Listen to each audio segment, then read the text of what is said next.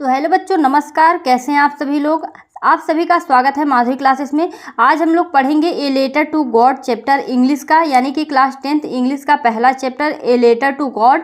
और इसको हम लोग बहुत ही आसानी से, बहुत ही सरल भाषा में समझेंगे, ताकि आप लोग जब भी चैप्टर्स को पढ़ो तो आसानी के साथ समझ जाओ कि क्या कहा जा रहा है, आखिर कहानी है क्या। ठीक है, क्योंकि देखिए बहुत सारे बच्चों की ये टेंशन होती है, ये दिक्कत होती है कि उनको इंग्लिश का जो चैप्टर पढ़ते हैं उसकी हिंदी उनको समझ में नहीं आती, जिसकी वजह से उनको कुछ भी समझ में नहीं, किसी भी क्वेश्चन का आंसर वे नहीं दे पाते हैं। ठीक है, लेकिन यहाँ पर इसका फुल हिंदी समझने के बाद आप हर एक क्वेश्चन का आंसर बहुत ही आसानी के साथ दोगे।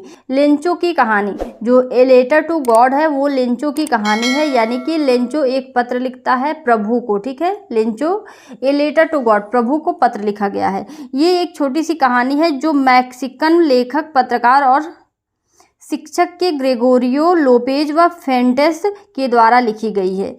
उसके बाद देखिए यहाँ पर यह कई भाषाओं में लिखी गई है। तो लेंचो की कहानी का सारांश हम लोग समझेंगे छोटे से भाव में। ठीक है, यहाँ पर देखिए लेंचो एक गरीब किसान है। वह एक छोटी सी गांव में रहता है जहाँ अपने फसलों पर वह आश्रित है, जिससे उसका गुजारा होता है।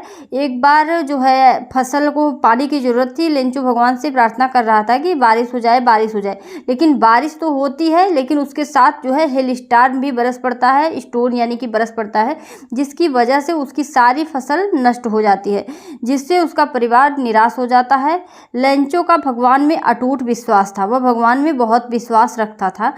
उसे यह था कि भगवान उसकी मदद जरूर करेंगे। इसके बाद लेंचो क्या करता है कि अपनी त्रासदी और लेंचो जो है ये सब देखकर लेंचो फैसला करता है कि वह भगवान को एक पत्र लिखेगा, जिसमें उनसे सहायता की मांग करेगा।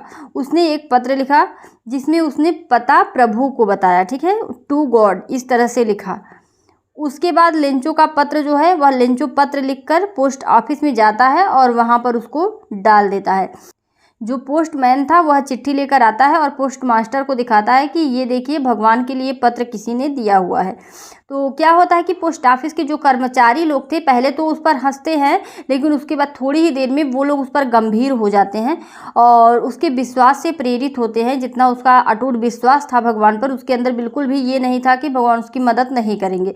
तो उसकी मदद करने का वो सब निर्णय लेते हैं। वे अपने सहकर्मियों से कहते हैं कि सभी लोग चंदा यानी कि अपना अपना थोड़ा थोड़ा हिस्सा देकर चंदा इकट्ठा करके लेंचो को भेजने का फैसला करते हैं और उम्मीद है कि कुछ पैसे जो है इकट्ठा हो जाएंगे, जिससे उसकी मदद हो जाएगी।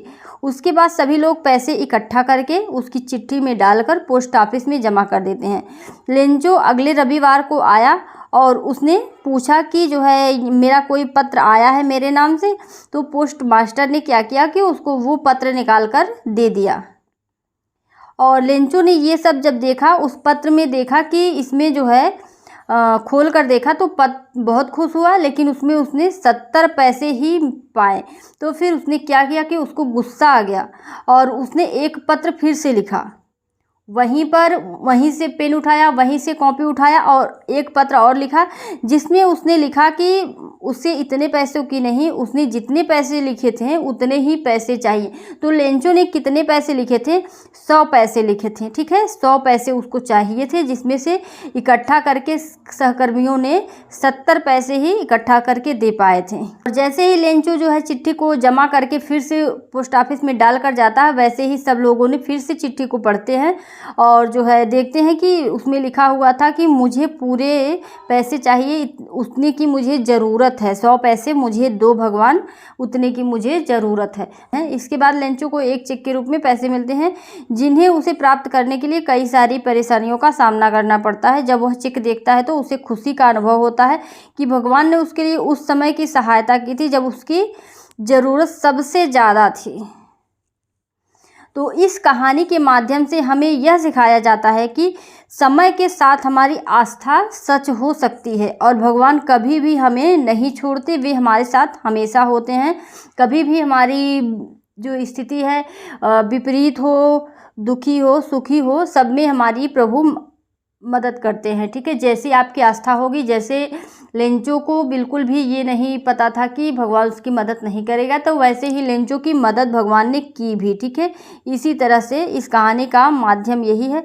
तो ये पूरा चैप्टर पढ़ने के बाद मैं आशा करती हूँ कि आप लोगों के लिए कोई भी दिक्कत नहीं होगी। अब आप इंग्लिश का भी चैप्टर अगर पढ़ोगे तो बहुत ही आसानी के साथ समझ जाओगे, और कोई भी प्रश्न भी पूछा जाएगा तो भी आप लोग आसानी के साथ उसका आंसर दे सकते हो, क्योंकि आपको सब कुछ समझ में आ गया। अगर पूछा जाएगा कि लेंचो को कितने पैसे पोस्ट ऑफिस से मिले, तो आप बताओगे कि 70 पैसे, और लेंचो को कितने पैसे चाहिए थे, 100 पैसे चाहिए थे। इस तरह से आप लोग सभी क्वेश्चन का आंसर, बस इसी तरीके से क्वेश्चन पूछे जाएंगे। तो आशा करती हूँ कि आप लोगों को सारी चीज़ें अच्छे से समझ में आई होंगी। अगर कहीं भी कोई दिक्कत है तो फिर से आप लोग कमेंट करके ज़रूर पूछ लीजिएगा। तो चलिए मिलते हैं अगले चैप्टर के साथ।